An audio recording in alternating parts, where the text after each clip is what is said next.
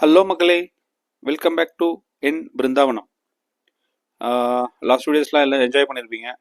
Forest, animals, பசுமையான ஒரு drive எல்லாம். இப்போது குருவாயூர் வந்தாச்சுங்க. ஸோ இப்போ தான் குருவாயூர் கோவில் போயிட்டுருக்கோம். ஸோ பெங்களூர்லேருந்து காரில் போனோம். கார் வந்து ஹோட்டலில் பார்க் பண்ணியாச்சு. அங்கே ஹோட்டல் குருவாயூர் வந்து பார்த்திங்கன்னா ரொம்ப சின்ன சிட்டி தாங்க. ஸோ எங்கே வேணாலும் ஆட்டோவில் போயிடலாம். இது நம்ம ஸ்டே பண்ணி இந்த இது பக்கத்துலேயே வந்து பார்த்தீங்கன்னா உங்களுக்கு மாமியூர் மகாதேவ டெம்பிள் இருக்கும், சிவன் கோவில். ஸோ எல்லாம் மேக்ஸிமம் ஸ்டே அங்கே தான் இருக்குங்க. நிறைய ஹோட்டல்ஸ் எல்லாமே அங்கே தான் இருக்குது, மாமியூரில் தான் இருக்குது. மாமியூர்லேருந்து குருவாயூர் வந்து we can go by walk, நடந்தே போகலாம். ஒரு 1.5 கிலோமீட்டர் தான் நடந்தே போகலாம். பட் இருந்தாலும் ஃபஸ்ட் டைம்ன்றதுனால ஆட்டோவில் போயிட்டோம் ஹோட்டல்லேருந்து. ஸோ என்ட்ரன்ஸ்லேயே ட்ராப் பண்ணிவிடுவாங்க. 50 ரூபா தான் அவங்களுக்கு ஆட்டோ ஃபேரு மேக்ஸிமம். இதாங்க entrance arch, Guruvayur entrance arch. இந்த ஆர்ச்சுக்கு அப்புறமா வீடியோஸ் நாட் அலவுடு. ஸோ வெளியில் எவ்வளோனா எடுத்துக்கலாம், ஃபோட்டோஸை நீங்கள் எவ்வளோனா எடுத்துக்கலாம், பட் வீடியோஸ் எடுக்கக்கூடாது இந்த ஆர்ச்சி உள்ள போனதுக்கப்புறம். ஸோ இதோட எங்களுக்கு வீடியோ கட் ஆகிடும். ஸோ இதுக்கப்புறம் வெறும் ஃபோட்டோஸ் இருக்கும். அதுக்கப்புறம் திருப்பி வெளியில் வந்து வீடியோஸ்லாம் எடுத்திருப்போம். இது பேசிக்கலி வந்து குருவாயூர் வந்து ஏன் குருவாயூர் அப்படின்னு பார்த்தீங்கன்னா, குரு வாயு, குரு பகவானும் வாயு பகவானும் சேர்ந்து பிரதிஷ்டை பண்ணதுனால கோவிலுக்கு குருவாயூர் அப்படின்ற பேருங்க. இங்கே வந்து பார்த்தீங்கன்னா கிருஷ்ணர் மணியில் உட்காந்துருக்க மாதிரி நிறைய பொம்மைலாம் வித்துட்டு இருப்பாங்க. இந்த மணி வந்து குண்டுமணி அப்படின்னு சொல்லுவாங்க. தமிழில், தூய தமிழில் பார்த்தீங்கன்னா குன்றிமணி அப்படின்னு சொல்லுவாங்க. ஒரு சின்ன கதை இருக்குங்க. என்னன்னா, ஒரு வயசான பாட்டி வந்து குருவாயூர் வரணும் அப்படின்னு சொல்லிட்டு ரொம்ப நாளாக கிருஷ்ணருக்கு வேண்டிட்டு இருப்பாங்க. அவங்க வரும்போது அவங்களுக்கு என்ன ரொம்ப ஏழ்ன்றதுனா என்ன கொண்டு வரணும் அப்படின்னு தெரியாது. ஸோ அவங்க வீட்டில் நிறைய குண்டுமணி மரம்லாம் இருந்ததுனால டெய்லி கீழே விழுற குண்டுமணி எல்லாம் சேர்த்து வச்சு ஒரு மூட்டை ஃபுல்லாக கொண்டு வந்தாங்க கிருஷ்ணருக்கு.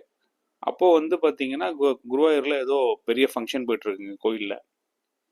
எல்லாம் ரொம்ப பரபரப்பாக இருக்கும்போது இந்த பாட்டி வந்து கிருஷ்ணரை வழிபட்டு இருக்கும்போது தெரியாதனமாக வீரர்கள், அந்த முன்னொரு காலத்துலலாம் வந்து கிங்ஸு அந்த மாதிரி இருப்பாங்க இல்லையா, அவங்களுடைய பணியாட்கள்லாம் இருப்பாங்க, அப்படி இப்படி வேலை செஞ்சுட்டு இருப்பாங்க. தட்டி விட்டுறாங்க அந்த பாட்டியை.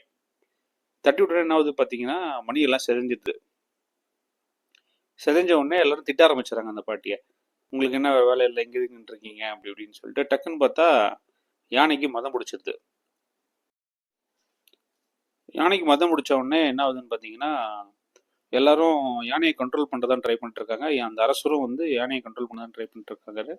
யானை வந்து பார்த்தீங்கன்னா கோவிலுக்கு அர்ப்பணிக்கலாம் அப்படின்னு சொல்லிட்டு அரசர் கொண்டு வர்றாரு.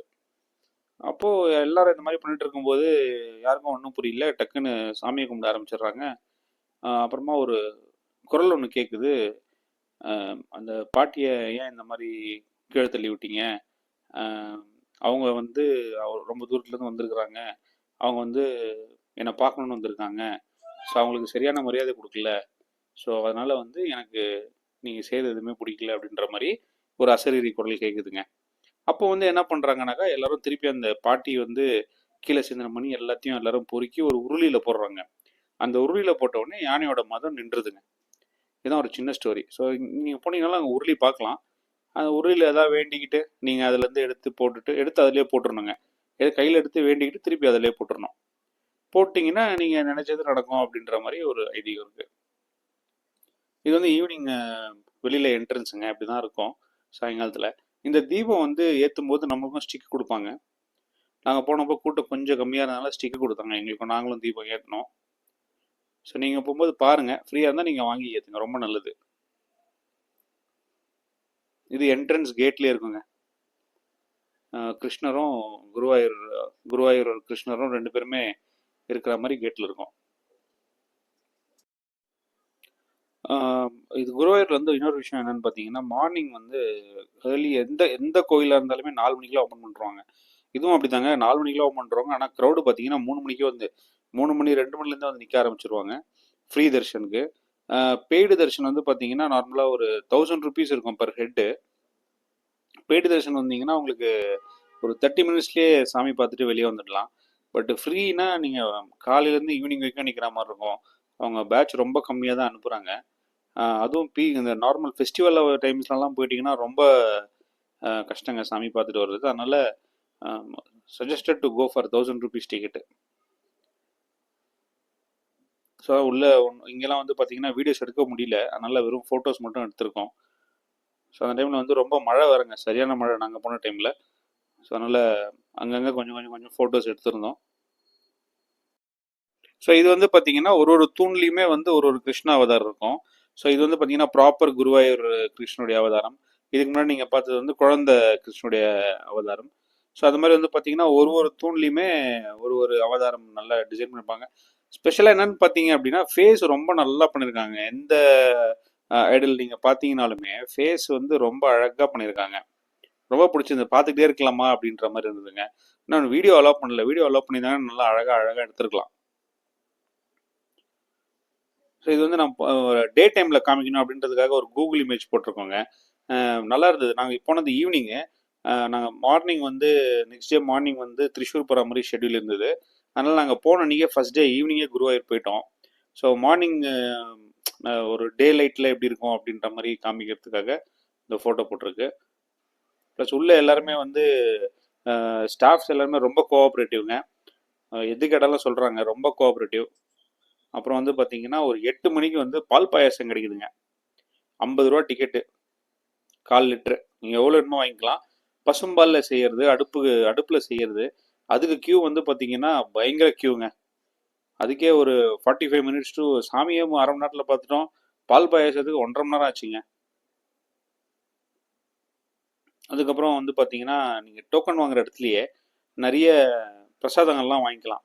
அது ஒரு லிஸ்ட்டே இருக்குங்க. அங்கே பால் பாயாசம் இருக்குது, நெய் பாயாசம் இருக்குது, அதுக்கப்புறமா வந்து பார்த்தீங்கன்னா பொங்கல் இருக்குது. ஸோ அந்த மாதிரி அவங்க நிறைய மெனு வச்சுருக்காங்க. அது ரொம்ப ப்ராப்பராக ரெகுலராக போகிறவங்களுக்கு வந்து தெரியும் என்னென்ன வாங்கணும் அப்படின்ட்டு. நாங்கள் வந்து வெறும் பால் பாயாசம் நெய் பாயாசம்னு நிறுத்திக்கிட்டோம்.